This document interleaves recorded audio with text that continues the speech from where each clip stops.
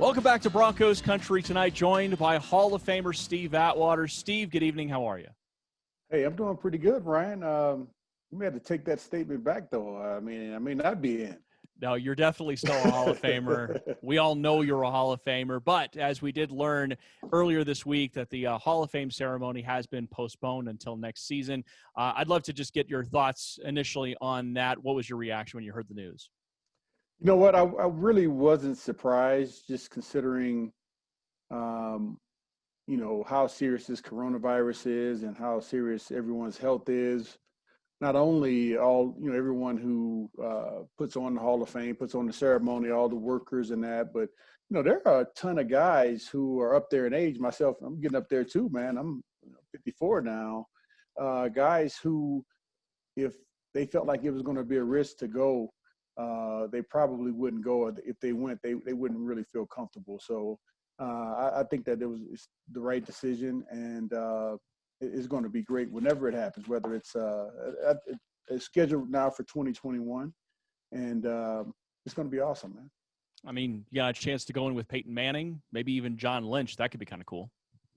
At the same time, but we'll be in two different classes, but we'll be doing it together, and it's that would be amazing. Now, I know people lost their patience at some of the other ceremonies. I can't imagine what it's going to be like with 25, 30 people going in.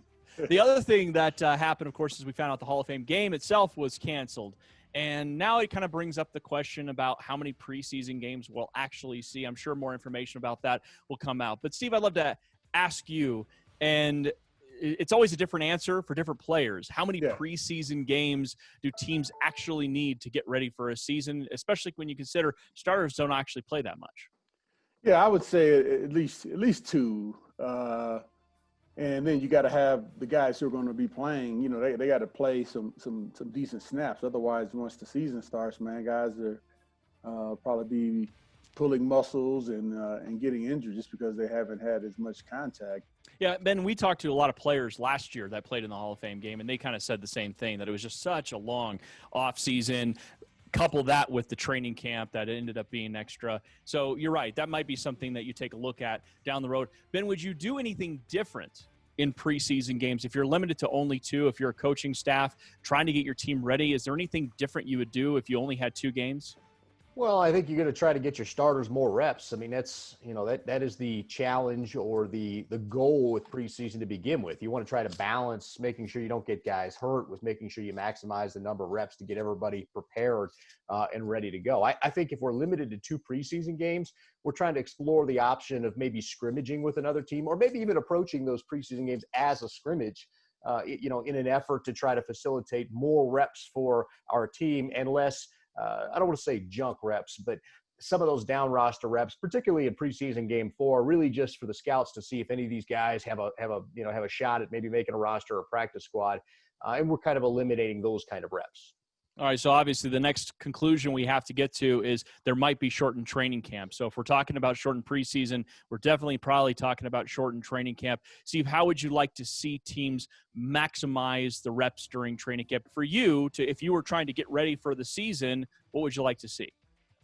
Well, we saw Coach Fangio's training camp last year, and just the pace with which they held the practices, and they got a ton of reps in every practice. And I think that, most teams will have to move to that type of model where in practice, it's almost like you're getting a game in each practice because the guys are getting so many reps, and you got, different groups going at different times, and, it's just a super fast tempo. And I think that also helps guys to get ready for the game-like atmosphere because you got to think so quickly, and you got to think when you're tired. I remember saying when training camp broke last year, these guys are going to know that they can't come into camp out of shape. The guys who've been here. Now, those who haven't been here, they may be in for a surprise, but I think that's the way the teams are going to have to handle it. Just, high tempo, getting as many reps as they can in practice. Yeah, any concern there, Ben, about the offense, young quarterback, new OC? Well, in terms of what Steve just said and being in shape, I think that's my biggest concern. You saw last year we didn't have this. We saw some guys that were gassed. So, Denver's elevation is something you got to get used to. You got to be in football shape and ready to go. And the pro game is a lot different, than the college game. Everybody's fast. Everybody's a great athlete. So, I think that's your concern, is making sure these young guys who maybe haven't been in it, seen it before, are focused, come in ready to go and hit the ground running. Great stuff. Thank you, Steve Atwater.